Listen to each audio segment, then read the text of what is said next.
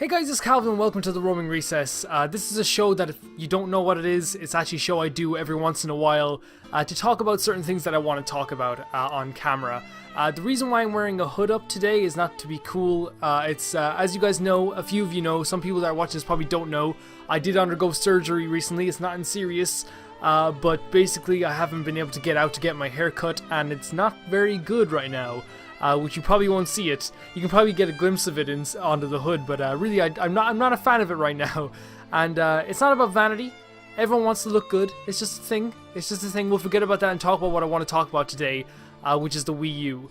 Now, countless videos have come out in the past week doing the Wii U funeral, which is a very original idea. I think it's the first person who did it was very original. After a while, it's just like, okay, I get it. That's funny.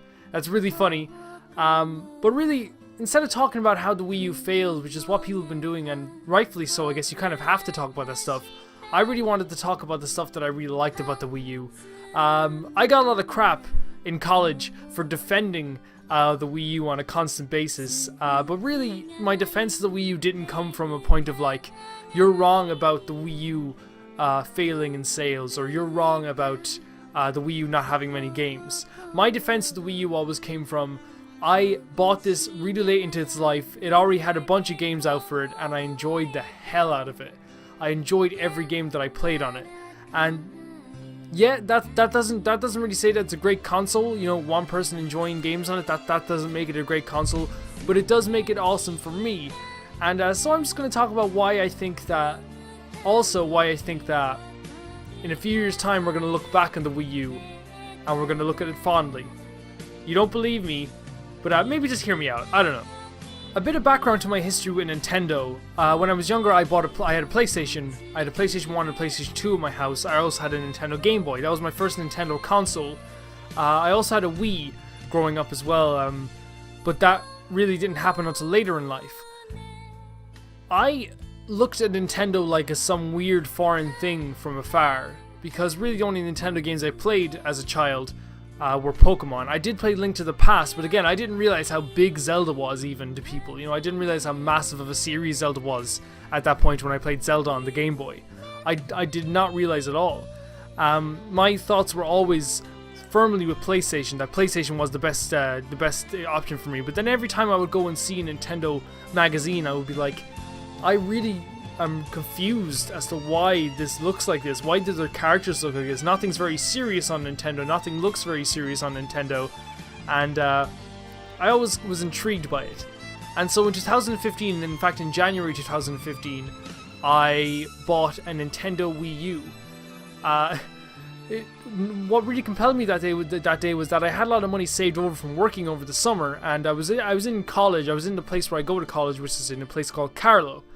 And when I was sitting down with my friend in one of the canteen areas, I said to him, hey, come with me to Argos, which is a local store, not a local store, it's a store in the UK and Ireland and in Europe that sells games for cheap, really. So I bought the 8GB white version of the Wii U for $200 with a Smash Bros for $20 with it. I do not regret my purchase one bit. I do not regret it one tiny bit. Yeah, you could say that if I didn't buy that, right now I could buy the Switch with the same money that I bought that with, technically. But not really, because over here the Switch is like €330, which is a lot of money when you look at, like, say, the PS4 or the Xbox One retailed at $400 as well. And I already have a bunch of consoles for myself that I can play. I played a bunch of games on the Wii U. Super Mario 3D World is one that I recently just got into. I played Lego City Undercover, which is a game that I fucking love. I played the Batman Arkham City version on the Wii U. And a lot of people complain about this version, but I think it actually makes me feel like Batman when I take out the gamepad and I'm all like doing the codes on the gamepad. I don't know, it just makes me feel like Batman sometimes. I played Twilight Princess, I played Wind Waker HD. You know, I got to play a little bit of Bayonetta at one point. I will finish it eventually.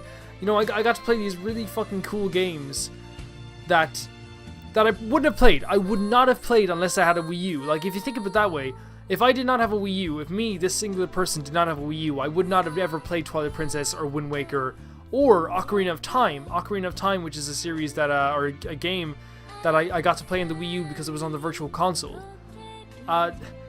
And God, I love that virtual console. Like, people don't realize how valuable that is. This is a machine that has a bunch of games from old consoles that like, honestly, people before the Wii U, before the Wii, before the virtual console, were killing each other and spending hundreds and hundreds of dollars and euros and whatever currency you have just to get a hold of these games to play once again from your childhood. These games were worth gold, you know, and there still are, you know, the actual cartridges, but to say that, you know, if I'm like, oh man, I'd really, really like to play Chrono Trigger, you know, or I'd really love to play, I don't know, I'd really like to play like Ocarina of Time, I can just go onto the virtual console, pay a tenner, and download Ocarina of Time. That's insane. And you know, a lot of people say, yeah, there's also PS1 classics, PS2 classics on the PlayStation. I don't think the PS2 games are as valuable as old Nintendo games. I could be wrong, you can correct me, but I don't think that's the case. Probably one of the biggest things to come out of the Wii U, and in fact the biggest thing, probably the most profitable thing to come out of the Wii U is these things here, which is, I could probably put up there, you can probably see outside of this, Amiibos. Amiibos, I haven't opened this yet, but I think I might be opening it for Breath of the Wild. Yes, I'm playing Breath of the Wild on the Wii U. I am a scrub. We're not scrubs for playing Breath of the Wild on Wii U, guys. Don't believe it. Don't believe it. We're just conscious of our money. Some people can afford it, some people can't. That's just how life goes. I could buy a Switch tomorrow, but to be honest, it's like not tomorrow, but I could buy Switch on Friday. But the thing is, like, I can't justify paying that much money right now.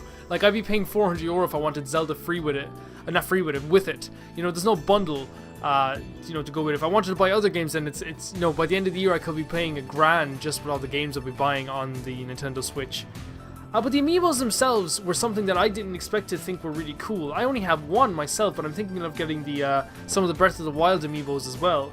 I like Amiibos. I really do. I think that they're like some of the best ideas for Toys for Life. You know, Toys for Life should be you pop it on and you get something instantly. The fact that if I put this Amiibo on the Wii U gamepad, I'm gonna get a wolf Link to be my companion in the wild in Breath of the Wild.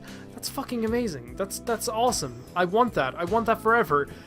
So I'm super stoked. I think Amiibos were really successful and a really awesome idea and a really cool way of implementing Toys to Life. Did they not have much use later on in the Wii U's life? For sure they didn't. But I don't think that really matters as much as long as people collected these. These are the unfortunate thing about these, I should say though, is that I went down to my GameStop one time to buy a freaking was it a Safina amiibo. It just came in, and they told me that a few guys came down to GameStop and bought all of them, and they were just selling them online, and GameStop can't stop them from buying all 10 that they got in. I was heartbroken that I didn't get a Safina amiibo because I really like that character, using her in Smash. In Smash Bros, I use Safina all the time. I don't know. It's one of the downsides of it. There should have been maybe some way, you know, you had to pre-order no matter what, and that's understandable. But I like amiibos.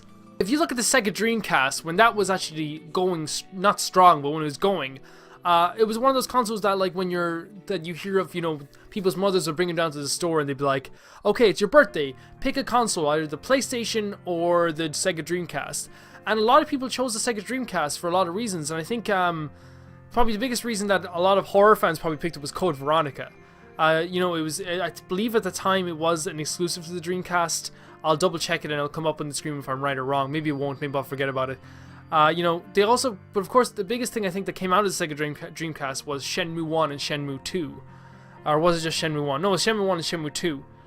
I think that those games were, you know, both detrimental and also really important to the Sega Dreamcast. Of course, there were such high budgets that a lot of other companies couldn't even pay for their games because, you know, it was a really high budget. I'm probably talking nonsense right now, but that's okay. That's okay. But after it was over, you know, during it, people saw this as a failing console, and it failed. Eventually, it just stopped producing games, and now it became a relic. But 2 years later, like, you had people going, oh, you remember that game on the Dreamcast? You remember that game on the Dreamcast? That was awesome. Oh, I actually liked the Dreamcast. The Dreamcast was cool. And I think it does take that being outside the bubble to actually realize stuff. You know, when you're in an argument with someone or something like that, you will argue for days. but then as soon as the argument stops, you're kind of like, oh, maybe I shouldn't have said this, or maybe I should have said that. And I feel like that's going to happen with the Wii U, what happened with the Dreamcast. Once everyone's outside the bubble, and I'm not talking about the Nintendo detractors, because there's always going to be those people that no matter what, it's just cool to hate Nintendo. You know, outside the bubble, we're going to have people, you know, people eventually going, oh, you remember Tropical Freeze? You remember 3D World? You remember, you know, Twilight Princess HD? You remember all these awesome Wii U games that came out? Yeah, the Wii U actually is kind of cool. And I'm sure a collector's going to look back on the Wii U and realize, like, yeah, it might be an easy thing to collect for, but holy crap, there's a lot of good games in it. Because that's one thing you can't say about Nintendo, that they're bad game developers. They make great games, you know? So that's pretty much it for my discussion on the Wii U. I honestly think that it will be remembered fondly. I really do. I think that a lot of people who bought it earlier on are probably going to remember it a little less fondly, but I think that once we're outside of the bubble of the Wii U, I think that we're going to be able to look back on it and think that, first of all, I think it's the best looking console ever. I love how sleek it looks. I think it looks fucking fantastic. But the Wii U send-off is not over, guys. For the next month and a half or so, I'm guessing, I'm going to be playing Breath of the Wild, which is probably going to last for a long time, because I'm not doing what I did with the other games. I'm doing everything that I can do in this game, you know? And I feel like the Wii U deserves that. I feel like the Wii U deserves that final send-off. And I'm going to give it its final send-off. And of course, there's still going to be DLC, of course, but I'm going to give the Wii U its final send-off it deserves. I'm going to play Breath of the Wild on the Wii U, and I think a lot of you guys are as well. In fact, if you are going to play Breath of the Wild on the Wii U, let me know down below. If you're going to remember the Wii U fondly, also let me know down below.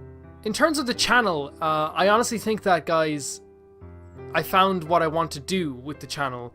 And that's honestly more, you know, discussion stuff mixed with gameplay stuff. I think that if I don't have something to play, I'm not going to forcefully just pick a game, you know. I like it to happen gradually, like stuff like with Breath of the Wild and Persona 5. But I honestly think that it's just time. It's just time to say this, guys. I will be playing more and more Zelda on the channel. Because it's what I want to play, it's what I want to continue to play, and it's what you guys seem to like as well.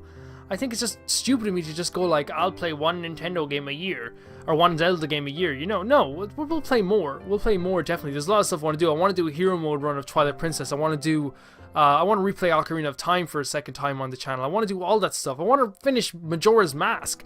I want to do all of that.